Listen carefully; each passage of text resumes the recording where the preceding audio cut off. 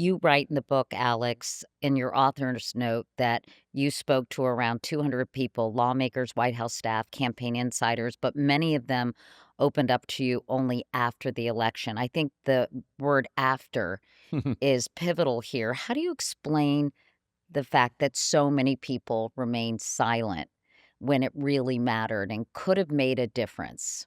I think it was a sincere in the case of most of them, I think some people were just looking out for their own self-interest and keeping their jobs.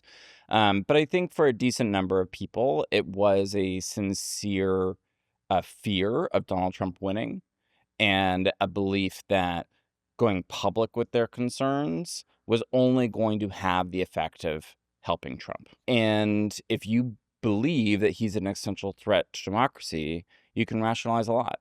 And I think it was a combination of those two factors. And but not to let them completely off the hook. I think some people just were like, if he wins, I get to keep my job, and we're doing the right thing for the country. So I think it was a combination of those things. Even now, very few people spoke on the record to you Well, all. I Well, mean, there were a lot of anonymous sources. there are a lot of anonymous sources, but there are a lot of sources that it's very clear that we spoke with.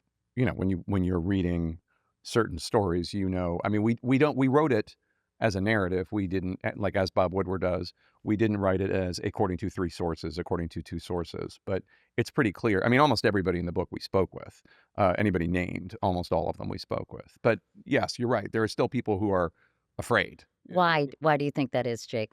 They don't want to be seen as disloyal. They don't want to be seen as helping Trump. So it's part of the DNA. I mean, my thesis, and I can't speak for Alex, but I think you agree that the Democrats really need to reckon with this in terms of 2028. At some point, some Democratic presidential candidate is going to acknowledge that President Biden, his family, and the inner circle were lying to people about what was going on, but they haven't done that yet.